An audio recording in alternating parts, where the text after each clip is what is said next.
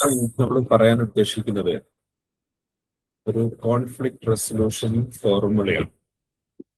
അതായത് പ്രശ്നങ്ങളോ തർക്കങ്ങളോ ഉണ്ടായിക്കഴിഞ്ഞാൽ അവ പരിഹരിക്കാൻ ആവശ്യമായ രീതിയിലുള്ള ഒരു ഫോർമുലയാണ് ഇന്ന് നിങ്ങളുമായിട്ട് പങ്കുവെക്കാനായിട്ട് ആഗ്രഹിക്കുന്നത്. മനുഷ്യബന്ധങ്ങൾക്ക് ഇടയിൽ തർക്കങ്ങൾ കാര്യങ്ങളൊക്കെ ഉണ്ടാവുക എന്ന് പറയുന്നത് സ്വാഭാവികമാണ്. അത് ഒരേ രീതിയിലായിരിക്കില്ല ഓരോരുത്തരും ചിന്തിക്കുന്നുണ്ടാവുക. വ്യത്യസ്തമായ രീതിയിലായിരിക്കും ഓരോരുത്തരും ഓരോ വിഷയത്തെ കൈകാര്യം ചെയ്യുന്നുണ്ടാവുക. തർക്കങ്ങളും അഭിപ്രായ വ്യത്യാസങ്ങളും ഒക്കെ വന്നു ചേരും എന്നുള്ളത് യാഥാർത്ഥ്യമാണ്. നമുക്കത് ഇല്ല എന്ന് പറഞ്ഞിട്ട് നമുക്കതിനെ ഒഴിവാക്കിയെടുക്കാനായിട്ട് സാധിക്കും.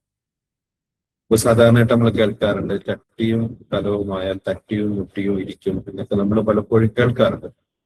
മനുഷ്യരും സ്വാഭാവികമായിട്ടും അങ്ങനെയുള്ള ചില അനുഭവങ്ങളിലൂടെയൊക്കെ കടന്നു പോകുന്ന ആളുകളാണ്. അപ്പൊ ഇത്തരം സിറ്റുവേഷൻസ് വരുമ്പോൾ നാം എന്ത് ചെയ്യുന്നു എന്നുള്ളതാണ് ഏറ്റവും പ്രധാനമായ ഒരു ഘടകം.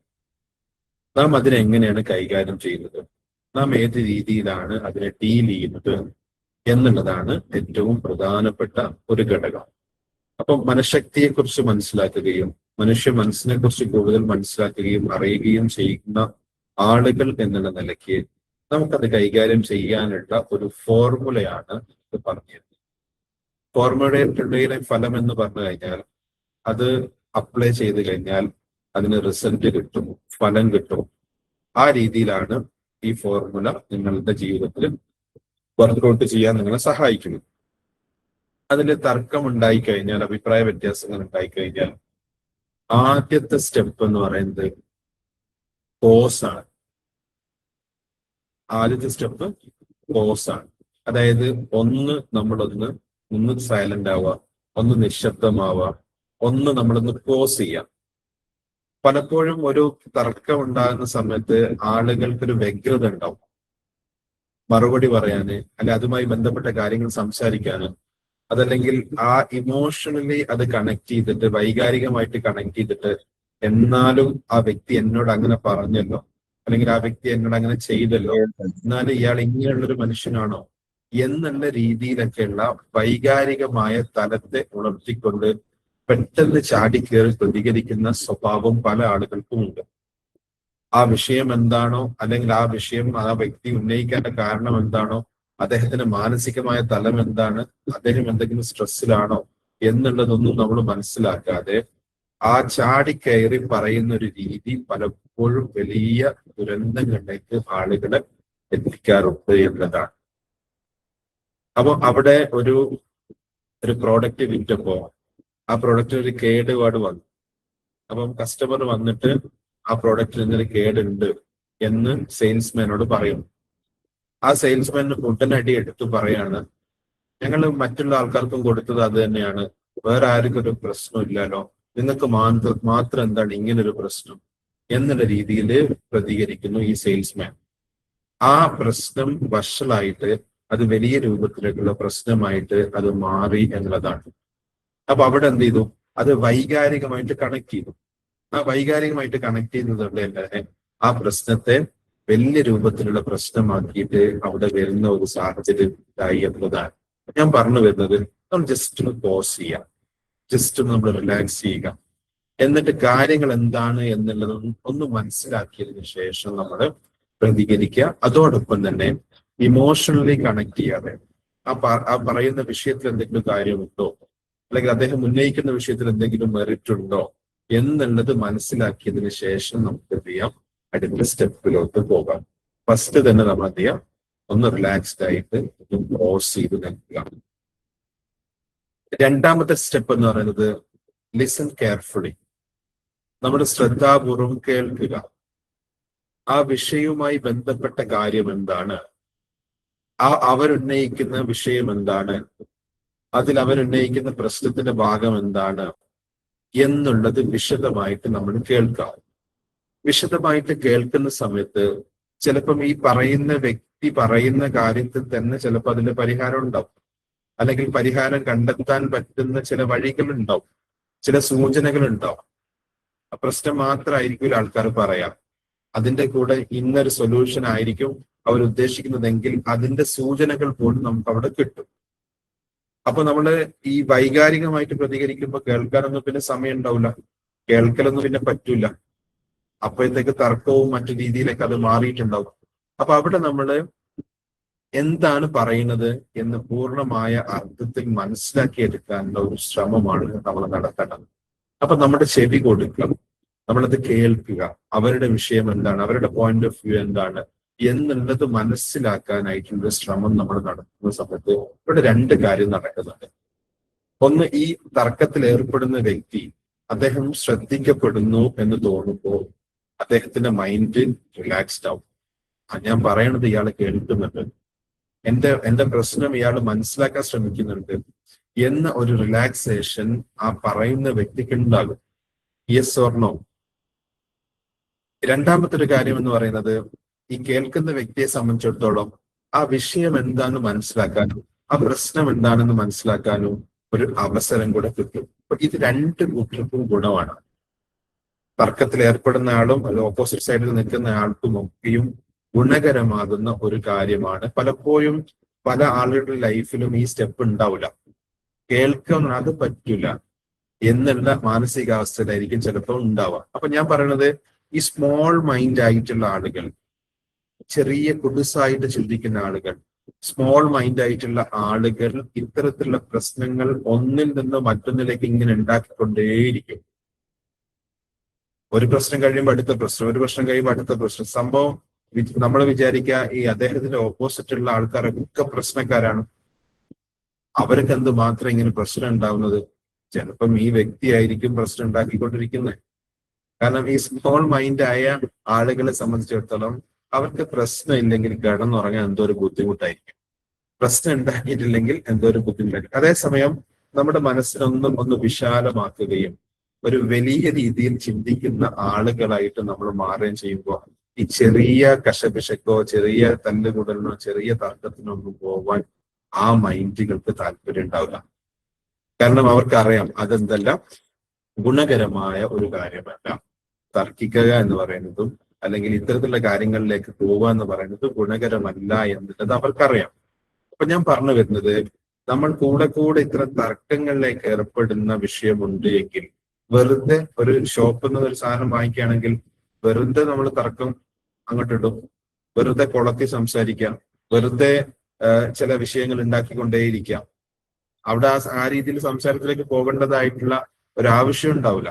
അപ്പൊ ഞാൻ പറഞ്ഞു വരുന്നത്, അങ്ങനെ ഉണ്ടാകുന്ന സമയത്ത് നമ്മളുടെ ശ്രദ്ധയെ ഓപ്പോസിറ്റ് പറയുന്ന ആളെ കേൾക്കാനുള്ള ഒരു മാനസികമായ തലത്തിലേക്ക് നമുക്ക് വരുമ്പം പ്രശ്നത്തെ മനസ്സിലാക്കി അതിന്റെ മർമ്മം എന്താണ് എന്ന് നമുക്ക് തിരിച്ചറിയാനായിട്ട് സാധിക്കുമെന്നുള്ളതാണ്. അപ്പൊ രണ്ടാമത്തെ സ്റ്റെപ്പ് പൂർത്തിയാകുമ്പോഴത്തേക്കും നമുക്ക് ആ വിഷയം എന്താണ് എന്ന് മനസ്സിലാക്കിയെടുക്കാനായിട്ട് പറ്റും. മൂന്നാമത്തെ സ്റ്റെപ്പ് എന്ന് പറയുന്നത് ക്ലാരിറ്റിയാണ്. ക്ലാരിറ്റി എന്ന് പറഞ്ഞാൽ അതിന് വ്യക്തത വരുത്താൻ വേണ്ടിയിട്ടുള്ള ഒരു ശ്രമമാണ് മൂന്നാമത്തെ സ്റ്റെപ്പ്. അതായത് അവരുടെ പ്രശ്നം എന്താണ്, ആസ്ക് ക്വസ്റ്റ്യൻസ്. നിങ്ങൾ ചോദ്യങ്ങൾ ചോദിക്കുക.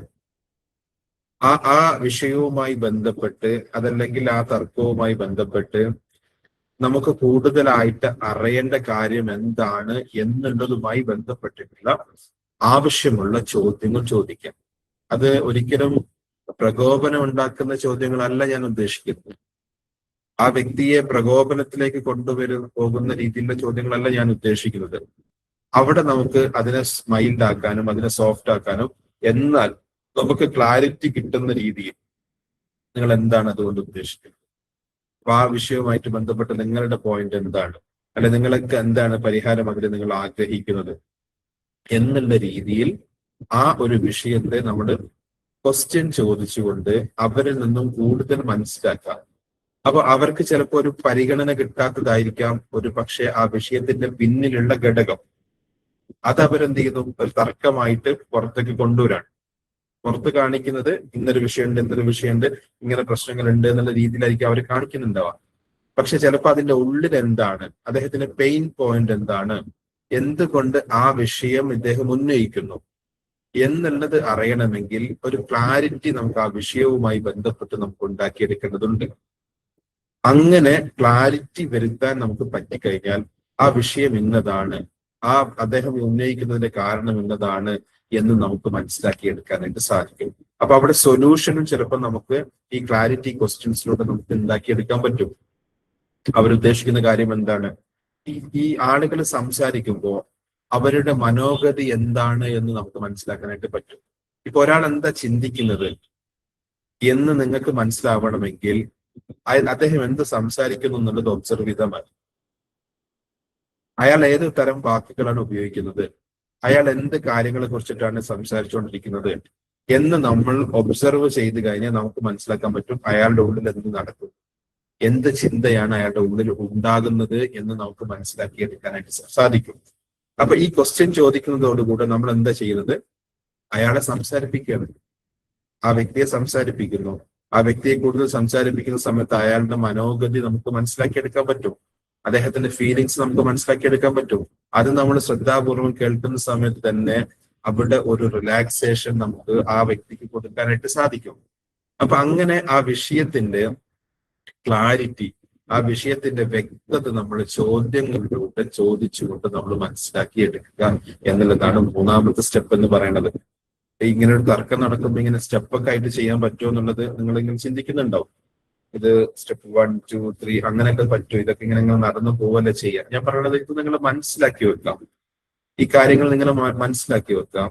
ഈ മനസ്സിലാക്കി വെച്ച് കഴിഞ്ഞാൽ എന്താണെന്ന് വെച്ചാൽ ഇത് സ്റ്റെപ്പൊന്നും എണ്ണാതെ തന്നെ ഉപബോധ മനസ്സ് നിങ്ങളെ അതിലേക്ക് ഗൈഡ് ചെയ്യും, അതിലേക്ക് നിങ്ങളെ ഗൈഡ് ചെയ്യും, നിങ്ങൾക്ക് വേണ്ട സൂചനകൾ നൽകും, നിങ്ങൾക്ക് വേണ്ട ഗൈഡ് ലൈൻസ് ഉപബോധ മനസ്സ് തരും. അപ്പം നിങ്ങൾ ഈ ഫീഡ് ചെയ്യുന്ന കാര്യങ്ങളൊക്കെയും നിങ്ങളുടെ ഉള്ളിൽ വർക്ക് ചെയ്തുകൊണ്ടിരിക്കുന്നുണ്ട്. നിങ്ങളിപ്പോ മോർണിംഗ് സെഷനിൽ കേൾക്കുന്ന പല കാര്യങ്ങളും നിങ്ങളുടെ ഉള്ളിൽ ഉപബോധ മനസ്സ് ഒരു സ്പോഞ്ച് കണക്കെ വെള്ളം വലിച്ചെടുക്കുന്നത് പോലെ നിങ്ങളുടെ ഉള്ളിലേക്ക് ഈ കാര്യങ്ങളൊക്കെ വലിച്ചെടുക്കുന്നുണ്ട്. അപ്പൊ സ്വാഭാവികമായിട്ടും ഇത് വർക്ക് ചെയ്തോളും. സ്റ്റെപ്പിന്റെ എണ്ണമല്ല പ്രധാനം. അതേ സമയത്ത് നിങ്ങളൊരു വിഷയം വന്നു കഴിഞ്ഞാൽ അത് പരിഹരിക്കാനുള്ള ഒരു ശേഷി നിങ്ങളുടെ ഉള്ളിൽ ഉണ്ടാക്കിയെടുക്കാൻ പറ്റും. അതല്ലെങ്കിൽ നിങ്ങളുടെ ഉള്ളിൽ ഒരു ബോധം വരും, ഞാൻ ഈ വിഷയം ഇങ്ങനെയല്ല കൈകാര്യം ചെയ്യേണ്ടത്, ഇങ്ങനെയൊക്കെ ഞാൻ ക്ലാസ് കേട്ടിരുന്നില്ല, എനിക്ക് ഈ രീതിയിലൊന്ന് കൈകാര്യം ചെയ്ത് നോക്കാം. അപ്പൊ നമുക്ക് ഒരു വിഷയം പരിഹരിക്കാൻ പറ്റിക്കഴിഞ്ഞാൽ ഒന്നിലധികം വിഷയങ്ങൾ നമുക്ക് പരിഹരിക്കാനായിട്ട് സാധിക്കും. ഒരു തർക്കം നമുക്ക് പരിഹരിക്കാൻ പറ്റിക്കഴിഞ്ഞാൽ ഇതേ സാധനം തന്നെ നമുക്ക് മറ്റൊരിടത്ത് അപ്ലൈ ചെയ്യാനായിട്ട് സാധിക്കും. അങ്ങനെ നമുക്ക് പ്രശ്നങ്ങളിൽ കുടുങ്ങുന്നതിനെ ഒഴിവാക്കിയെടുത്തുകൊണ്ട് നമുക്ക് മുന്നോട്ട് പോകാനായിട്ട് സാധിക്കും എന്നുള്ളതാണ്. നാലാമത്തെ സ്റ്റെപ്പ് എന്ന് പറയുന്നത് നമുക്ക് സോൾവ് ചെയ്യാൻ, ആ പ്രശ്നം പരിഹരിക്കാം. അതിന്റെ സൊല്യൂഷൻ എന്താണ്, അത് ഭാവിയിൽ പ്രശ്നമില്ലാത്ത രീതിയിൽ അതിനെ എങ്ങനെ നമുക്ക് പരിഹരിക്കാൻ പറ്റും, അതിന്റെ യഥാർത്ഥ സൊല്യൂഷൻസ് എന്താണ്. ചിലപ്പം ഒന്നിലധികം സൊല്യൂഷൻസ് ഉണ്ടാവും. ഒന്നിലധികം സൊല്യൂഷൻസിൽ ചിലപ്പോൾ നമുക്ക് പരിഹാരങ്ങളിൽ ചിലപ്പോൾ നമുക്ക് അപ്ലൈ ചെയ്യാൻ പറ്റുന്നതുണ്ടാവും. ചിലത് നമുക്ക് പ്രായോഗിക തലത്തിൽ ചിലപ്പം വരുത്താൻ പറ്റാത്ത സാഹചര്യങ്ങളുണ്ടാവും. അപ്പൊ സൊല്യൂഷൻസ് നിരവധിയാണ്. നമുക്ക് പ്രായോഗിക തലത്തിൽ വരുത്താൻ പറ്റുന്ന സൊല്യൂഷൻസ് ഉണ്ടാകും, പ്രായോഗിക തലത്തിൽ വരുത്താൻ പറ്റാത്ത സൊല്യൂഷൻസ് ചിലപ്പോൾ നമ്മുടെ മുന്നിലേക്ക് വരും. അപ്പൊ നമ്മള് ഭാവിയെ കണ്ടുകൊണ്ട് ഈ പ്രശ്നം ഭാവിയിൽ വരാതിരിക്കാൻ വേണ്ടിയിട്ട് എന്ത് എനിക്ക് ചെയ്യാൻ പറ്റും, ഈ ഒരു തർക്കം ഇനി ഉണ്ടാവാതിരിക്കാൻ വേണ്ടിയിട്ട് എന്ത് സ്റ്റെപ്പ് എനിക്ക് എടുക്കാൻ പറ്റും എന്ന രീതിയിൽ നമ്മൾ ആലോചിക്കുന്ന സമയത്ത് നമ്മൾ എന്താ ചെയ്യുന്നത്, നമ്മൾ സൊല്യൂഷൻസിന് വേണ്ടിയിട്ട് തിരയാണ്. അതായത് നമുക്ക് ഏറ്റവും വലിയ പ്രാധാന്യമുള്ള ഒരു കാര്യം എന്ന് പറയുന്നത് നമുക്ക് ചിന്താശേഷി ഉണ്ട് എന്നുള്ളതാണ്. ചിന്തിക്കുന്ന ആളുകൾക്ക് ദൃഷ്ടാന്തമുണ്ട് എന്ന് പറഞ്ഞു കഴിഞ്ഞാൽ ചിന്തയുടെ ശേഷിയുടെ പ്രാധാന്യമാണ് അതിലൂടെ മനസ്സിലാക്കാനായിട്ട് നമുക്ക് സാധിക്കുന്നത്. അങ്ങനെ നമുക്ക് ചിന്തിക്കാനായിട്ട് സാധിക്കുന്ന സമയത്ത് നമ്മുടെ മുന്നിൽ വഴികൾ തുറക്കും, നമ്മുടെ മുന്നിൽ പലതരത്തിലുള്ള സൊല്യൂഷൻസ് ഉണ്ടാവും, നമ്മുടെ മുമ്പിൽ പലതരത്തിലുള്ള പരിഹാര മാർഗങ്ങൾ നമുക്ക് കാണാനായിട്ട് സാധിക്കും. അപ്പൊ അതെന്താണ്, അത് ചിലപ്പം നമ്മൾ മുന്നേ ആലോചിക്കാത്തൊരു വിഷയമായിരിക്കും ചിലപ്പോൾ പരിഹാരമായിട്ട് വരുന്നുണ്ടാവാം. പക്ഷെ മൈൻഡ് കാം ആണെങ്കിൽ, മൈൻഡ് കൂൾ ആണെങ്കിൽ മാത്രമേ നമുക്ക് അത്തരം പരിഹാരങ്ങളെ കാണാനായിട്ട് സാധിക്കുള്ളൂ. മൈൻഡ് കാമല്ല, മൈൻഡ് പ്രക്ഷുബ്ധമാണ്, കലങ്ങി മറയാണ്, വൈകാരികമായിട്ട് തള്ളിച്ചാണെങ്കിൽ ഈ പറഞ്ഞ ഒരു സ്റ്റെപ്പും നടക്കില്ല. ഒന്നാമത്തെ സ്റ്റെപ്പ് തന്നെ ഇത് പാടും. അതിനുശേഷം പിന്നെ സ്റ്റെപ്പേ കാണാൻ പറ്റില്ല. കണ്ണടച്ച് ഇരുട്ടാക്കിയതുപോലെ നമുക്ക് വഴികൾ കാണാത്ത ആളുകളായിട്ട് നമ്മൾ മാറും. അപ്പൊ നിങ്ങൾ പെട്ടെന്ന് ചില വിഷയങ്ങൾ കേൾക്കുമ്പോൾ വൈകാരികമായിട്ട് പ്രതികരിച്ചു പോകുന്നുണ്ടോ? ഉണ്ടെങ്കിൽ നിങ്ങളുടെ മനസ്സ് പ്രക്ഷുബ്ധമാണ് എന്ന് മനസ്സിലാക്കാം. ഇമോഷണലി അത് കണക്ട് ചെയ്യുന്നുണ്ടോ? ഉണ്ടെങ്കിൽ അത് പ്രക്ഷുബ്ധമാണ് എന്ന് മനസ്സിലാക്കാം. അവിടെ നമുക്ക് നല്ല സൊല്യൂഷൻസ് ഉണ്ടാക്കിയെടുക്കാൻ പറ്റില്ല. അവിടെ നമുക്ക് നല്ല പരിഹാരങ്ങൾ നമുക്ക് കണ്ടെത്താനോ അത് അപ്ലൈ ചെയ്ത് പ്രശ്നങ്ങൾ പരിഹരിക്കാനോ കഴിയാത്ത സാഹചര്യം വരും. അപ്പോഴാണ് നമുക്ക് നമ്മുടെ മൈൻഡിനെ കാമാക്കി മാറ്റിക്കൊണ്ട് ശാന്തമാക്കിയിട്ടുള്ള ഒരു മനസ്സാക്കി മാറ്റിക്കൊണ്ട് നമുക്ക് മുന്നോട്ട് പോകാനായിട്ട് സാധിക്കുമ്പോൾ അവിടെ നമുക്ക് എന്ത് ചെയ്യാൻ പറ്റും? സൊല്യൂഷൻസ് ഉണ്ടാക്കിയെടുക്കാനും പരിഹാരങ്ങൾ ഉണ്ടാക്കിയെടുക്കാനും സാധിക്കും എന്നുള്ളതാണ്. അപ്പൊ ഇവിടെ നമ്മൾ ഫോക്കസ് ചെയ്യുന്നത് എന്താണ്? ഈ സ്റ്റെപ്പിൽ ഫോക്കസ് ചെയ്യുന്നത് എന്തൊക്കെ പരിഹാര മാർഗങ്ങളുണ്ട്, ഈ വിഷയം ഭാവിയിൽ വരാതിരിക്കാൻ വേണ്ടിയിട്ട് എന്തൊക്കെ പരിഹാര മാർഗങ്ങളുണ്ട് എന്ന് അന്വേഷിക്കുന്ന സമയത്ത് അതിൽ ഏറ്റവും പവർഫുൾ ആയിട്ടുള്ള സ്യൂട്ടബിൾ ആയിട്ടുള്ള സൊല്യൂഷൻസ് നമ്മൾ ലിസ്റ്റ് ചെയ്ത് വെക്കുക, അത് അപ്ലൈ ചെയ്യുക, അത് നടപ്പിലാക്കുക. അങ്ങനെ നടപ്പിലാക്കുന്ന സമയത്ത് നമുക്ക് ആ തർക്കങ്ങളും പ്രശ്നങ്ങളും നമുക്ക് അവസാനിപ്പിച്ച് എടുക്കാനായിട്ട് സാധിക്കും. അഞ്ചാമത്തെ സ്റ്റെപ്പ് എന്ന് പറയുന്നത് ഫോളോ അപ്പ് ആണ്. അഞ്ചാമത്തെ സ്റ്റെപ്പ് ഫോളോ അപ്പ് ആണ്. അതായത് നമ്മളെടുത്ത തീരുമാനം, നമ്മളെടുത്ത സൊല്യൂഷൻ അത് ഇംപ്ലിമെന്റ് ചെയ്തിട്ടുണ്ടോ, അത് നടപ്പിലാക്കിയിട്ടുണ്ടോ, അത് റിസോൾവ് ആയിട്ടുണ്ടോ, ആ പ്രശ്നം പരിഹരിച്ചിട്ടുണ്ടോ എന്നുള്ളത് നമ്മൾ പരിശോധിക്കണം. അതായത് ആ ഫോളോ അപ്പ് ചെയ്യുന്നതിലൂടെയാണ് നമുക്ക് ആ പ്രശ്നം പൂർണ്ണമായിട്ട് പരിഹരിച്ചോ ഇല്ലയോ എന്ന് നമുക്ക് ഉറപ്പുവരുത്താനായിട്ട് സാധിക്കാം. ചില ആളുകൾ സൊല്യൂഷൻ എടുക്കും, പക്ഷെ അത് നടപ്പിലാക്കില്ല. സൊല്യൂഷനിലേക്ക് എത്തും, പക്ഷെ അത് നടപ്പിലാക്കില്ല. അതുകൊണ്ട് കാര്യമില്ല. അതേസമയം അത് നടപ്പിലാക്കി കഴിഞ്ഞാലോ എന്താ ഗുണം? അത് നടപ്പിലാക്കി കഴിഞ്ഞാൽ പിന്നീട് ആ പ്രശ്നം വരാത്ത രീതിയിൽ ചിലപ്പം അത് നമ്മൾ ഫോളോ അപ്പ് എടുക്കുമ്പോഴാണ് മനസ്സിലാവാം അതല്ല സൊല്യൂഷൻ. ചിലപ്പോൾ വേറെ ചില കാര്യങ്ങളായിരിക്കും സൊല്യൂഷൻ ആയിട്ട് വരിക. അപ്പൊ ഒന്ന് അപ്ലൈ ചെയ്താൽ മാത്രമേ നമുക്ക് മനസ്സിലാവുള്ളൂ ഇതാണോ ഇതല്ലേ എന്ന് നമുക്ക് മനസ്സിലാക്കി എടുക്കാനായിട്ട് സാധിക്കുള്ളൂ. അപ്പൊ നമ്മൾ എന്ത് ചെയ്യണം? അത് പരിഹരിക്കാൻ വേണ്ടിയിട്ടുള്ള അടുത്ത സ്റ്റെപ്പ് എന്താണോ ആ സ്റ്റെപ്പ് എടുത്തുകൊണ്ട് നമ്മൾ പരിഹാരത്തിലേക്ക് പോകുക എന്നുള്ളതാണ്. അപ്പൊ ഫോളോ അപ്പ് എന്ന് പറയുന്നത് വളരെ പ്രധാനപ്പെട്ടതാണ്. ആ പ്രശ്നം പരിഹാരമായിട്ടുണ്ടോ എന്നുള്ള ഒരു അന്വേഷണമാണ്. അങ്ങനെ നമ്മൾ അന്വേഷിക്കുമ്പോൾ നമുക്ക് ആ പരിഹാരമായ കാര്യങ്ങൾ, അപ്ലൈ ചെയ്ത കാര്യങ്ങൾ അത് സക്സസ്ഫുൾ ആയിട്ട് ഇംപ്ലിമെന്റ് ചെയ്യാൻ പറ്റിക്കഴിഞ്ഞാൽ അത് പരിഹാരത്തിലേക്ക് എത്തിയിട്ടുണ്ടാകും. ഇനി പരിഹാരമായില്ല എന്ന് കരുതുക, എന്തോ ചില കാര്യങ്ങൾ അവിടെ ബാക്കിയുണ്ട്, അപ്പൊ നമ്മൾ പാനിക് ആവണ്ട. അപ്പൊ നമുക്ക് എന്ത് ചെയ്താൽ മതി? അത് നമ്മൾ മനസ്സിലാക്കാം, അത് പരിഹാരമായിട്ടില്ല, ഇനി എന്താണ് നമുക്ക് ചെയ്യാൻ പറ്റുക, ഇനി എന്താണ് നമുക്ക് അതിനുള്ളൊരു വഴി എന്ന് ആലോചിച്ചാൽ മതി. അപ്പം മനുഷ്യ മനസ്സ് എന്ന് പറയുന്നത് അത്രയുമേറെ നമ്മളെ സപ്പോർട്ട് ചെയ്യുന്ന ഒരു മനുഷ്യ മനസ്സാണ് നമുക്കുള്ളത്. അതിനെ നമ്മൾ ട്യൂൺ ചെയ്തിട്ടില്ലെങ്കിൽ, അതിനെ നമ്മൾ അനുകൂലമാക്കി മാറ്റിയെടുത്തിട്ടില്ലെങ്കിൽ അത്രയും അധികം പണി തരുന്ന ഒരു മനസ്സുമാണ് നമുക്ക് കൂടെയുള്ളത്. ഐ റിപ്പീറ്റ്, ഏറ്റവും അധികം നമ്മളുടെ സപ്പോർട്ട് ചെയ്യുന്ന ഒരു സംവിധാനമാണ് നമ്മുടെ മനസ്സ്. അത് അനുകൂലമായി കഴിഞ്ഞാൽ, അതേസമയം മനസ്സിനെ ട്യൂൺ ചെയ്തിട്ടില്ല, നമ്മുടെ മനസ്സിൽ ധാരാളം മാലിന്യങ്ങൾ ഉണ്ട് എന്ന് കരുതാം. അത് ദേഷ്യമായിട്ടും വെറുപ്പായിട്ടും അവഗണയായിട്ടും മറ്റ് പല കുറ്റബോധമായിട്ടും പല രീതിയിലുള്ള മാലിന്യങ്ങളും നമ്മുടെ മനസ്സിലുണ്ടെങ്കിൽ നമുക്ക് മൈൻഡ് ട്യൂൺ ചെയ്തിട്ടില്ല എന്നതിന്റെ അർത്ഥം. അപ്പൊ ആ ട്യൂൺ ചെയ്ത മനസ്സും ട്യൂൺ ചെയ്യാത്ത മനസ്സും ജീവിതത്തെ രണ്ട് രീതിയിലായിരിക്കും അവർ മുന്നോട്ട് കൊണ്ടുപോകുന്നുണ്ടാവുക. അപ്പൊ ആ ട്യൂൺ ചെയ്ത് കഴിഞ്ഞാൽ നമുക്ക് ഏറ്റവും അനുകൂലമായിട്ടുള്ള രീതിയിൽ മനസ്സിനെ നമുക്ക് മാറ്റിയെടുക്കാനായിട്ട് പറ്റും. ഇപ്പൊ നമ്മുടെ ഓൺലൈൻ ക്ലാസ് ആയി കഴിഞ്ഞാലും നമ്മുടെ വർക്ക്ഷോപ്പ് ആയി കഴിഞ്ഞാലും, വർക്ക്ഷോപ്പ് ഏറെക്കുറെ കാര്യങ്ങൾ ചെയ്യുന്നത് ഈ മൈൻഡിനെ ട്യൂൺ ചെയ്യുന്ന പ്രോസസ്സാണ്. അപ്പൊ എന്റെ മനസ്സിലുള്ള ഒരു ആഗ്രഹം എന്ന് പറഞ്ഞാൽ ഇതിലൂടെ എല്ലാവരും കടന്നു പോകണമെന്നാണ്. ഇതിലൂടെ എല്ലാവരും കടന്നു പോകണം. ലോകത്ത് ഒരു കാര്യവും ഫ്രീ ആയിട്ട് കിട്ടൂല. അതിനാവശ്യമായിട്ടുള്ള വില നമ്മൾ കൊടുത്തേ പറ്റുള്ളൂ. അപ്പൊ നിങ്ങൾ വർക്ക്ഷോപ്പ് എന്ന് പറയുന്ന പ്രോസസ്സ് നിങ്ങൾക്ക് പങ്കെടുക്കണമെങ്കിൽ അതിന്റെ വില നിങ്ങൾ കൊടുക്കണം. ആ കൊടുക്കുക എന്ന് പറഞ്ഞാൽ എന്താ? അത് നിങ്ങൾക്ക് വേണ്ടി, നിങ്ങളുടെ മനസ്സിന് വേണ്ടിയിട്ടുള്ള ഇൻവെസ്റ്റ്മെന്റ് ആണ്. അപ്പൊ നമ്മുടെ മനസ്സിലുള്ള മാലിന്യങ്ങളൊക്കെ നീക്കം ചെയ്ത് നമ്മുടെ മനസ്സിനെ ട്യൂൺ ചെയ്ത് നമ്മൾ മുന്നോട്ട് പോകുന്ന സമയത്ത് അവിടെ എന്തുണ്ട്? അവിടെ നമുക്ക് നല്ലൊരു ജീവിതമാണ് ലഭിക്കുന്നത്. ആ നല്ലൊരു ജീവിതമാണ് ലഭിക്കുന്ന സമയത്ത് നമുക്ക് കിട്ടുന്ന സന്തോഷവും സംതൃപ്തിയും മാനസികമായ റിലാക്സേഷനും മെന്റൽ സ്ട്രെങ്തും ഒക്കെ നമുക്ക് ലഭിക്കുന്ന സമയത്ത് നമ്മുടെ ജീവിതത്തെ നമുക്ക് ഏറ്റവും അനുകൂലമാക്കി മാറ്റിയെടുക്കാനായിട്ട് സാധിക്കും. പക്ഷെ ഇത് ആളുകൾക്ക് പലപ്പോഴും മനസ്സിലാവില്ല. ആളുകൾക്ക് പലപ്പോഴും ഇതൊന്നും എന്നെ ബാധിക്കുന്ന കാര്യമല്ല എന്നുള്ള രീതിയിലാണ് പലരും ചിന്തിച്ചുകൊണ്ടിരിക്കുന്നത്. അതല്ല, നിങ്ങളെ ബാധിക്കുന്നു എന്നുള്ളത് 100% ഉറപ്പാണ്. അപ്പൊ ഞാൻ പറയുന്നത്, നമ്മുടെ മനസ്സിനെ ട്യൂൺ ചെയ്തുകൊണ്ട് പ്യൂരിഫൈ ചെയ്യുക എന്ന് പറയുന്ന ഒരു പ്രോസസ്സ് നമ്മൾ ചെയ്തുകൊണ്ടേയിരിക്കുമ്പോൾ നമ്മുടെ മനസ്സ് നമുക്ക് അനുകൂലമായിട്ട് മാറും. ഇല്ലെങ്കിൽ ആ മനസ്സ് തന്നെ എന്ത് ചെയ്യും, നമുക്ക് എതിരെ പ്രവർത്തിക്കുന്ന രീതിയിലേക്ക് മാറും എന്നുള്ളതാണ്. അപ്പൊ ഞാൻ പറഞ്ഞു വരുന്നത് ഇതാണ്, സൊല്യൂഷൻ നമ്മൾ കണ്ടു കഴിഞ്ഞാൽ അതിന് നമുക്ക് എന്ത് ചെയ്യാം, ഫോളോ അപ്പ് ചെയ്തുകൊണ്ട് അതിന്റെ ഇംപ്ലിമെന്റേഷൻ നടന്നോ ഇല്ലയോ എന്ന് നമുക്ക് ഉറപ്പുവരുത്താൻ പറ്റുന്ന രീതിയിലേക്ക് നമ്മൾ മാറുന്ന സമയത്ത് ആ പ്രശ്നം പൂർണ്ണമായിട്ട് നമുക്ക് പരിഹരിക്കാനായിട്ട് സാധിക്കും. അപ്പൊ ഞാൻ ഇന്ന് ചർച്ച ചെയ്തിട്ടുള്ളത്, തർക്കങ്ങൾ ഉണ്ടായിക്കഴിഞ്ഞാൽ അല്ലെങ്കിൽ അങ്ങനത്തെ എന്തെങ്കിലും തരത്തിലുള്ള പ്രശ്നങ്ങൾ ഉണ്ടായിക്കഴിഞ്ഞാൽ അത് പരിഹരിക്കാനുള്ള മാർഗമാണ് പറഞ്ഞിട്ടുള്ളത്. അതിൽ ഒന്നാമത് നമ്മൾ ചെയ്യേണ്ടത് പോസ് ചെയ്യുക എന്നുള്ളതാണ്. രണ്ടാമത് നമ്മൾ ചെയ്യേണ്ടത് ലിസൺ ചെയ്യുക, കേൾക്കുക എന്നുള്ളതാണ്. മൂന്നാമത് നമ്മൾ ചെയ്യേണ്ടത് ക്ലാരിഫൈ ചെയ്യുക എന്നുള്ളതാണ്, അതായത് വ്യക്തത വരുത്തുക. നാലാമത് നമ്മൾ ചെയ്യേണ്ടത് അത് സോൾവ് ചെയ്യുക. അഞ്ചാമത് ചെയ്യേണ്ടത് അത് ഫോളോ അപ്പ് ചെയ്യുക.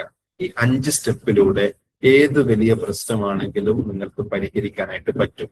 അപ്പം അങ്ങനെയുള്ള പ്രശ്നങ്ങൾ പരിഹരിക്കാൻ വേണ്ടിയിട്ട് ഈ ഫോർമുല നിങ്ങൾ അപ്ലൈ ചെയ്യുക. ഇന്ന് ഇത് അപ്ലൈ ചെയ്തിട്ട് നിങ്ങളുടെ ഇടയിലുള്ള ഒരു പ്രശ്നം പരിഹരിക്കണമെന്ന് ആഗ്രഹിക്കുന്ന ആളുകൾ അതിനൊരു തീരുമാനം എടുക്കുക. ഇതിൽ നിങ്ങൾ മാസ്റ്റർ ആയിട്ട് മാറുന്നതിനനുസരിച്ച് നിങ്ങൾക്ക് എന്ത് ചെയ്യാൻ പറ്റും, വളരെ വലിയ രീതിയിൽ പ്രോബ്ലം സോൾവിങ് സ്കിൽസ് വർദ്ധിപ്പിക്കാനും തർക്കങ്ങളില്ലാത്ത രീതിയിൽ നിങ്ങൾക്ക് ജീവിതത്തെ മുന്നോട്ട് കൊണ്ടുപോകാനും സാധിക്കും എന്നുള്ളതും തിരിച്ചറിയുക. ഈ അറിവുകളൊക്കെ ഉപയോഗപ്പെടുത്തിക്കൊണ്ട് നിങ്ങൾക്ക് മുന്നോട്ട് പോകാനായിട്ട് സാധിക്കട്ടെ. Thank you very much. More power to you all.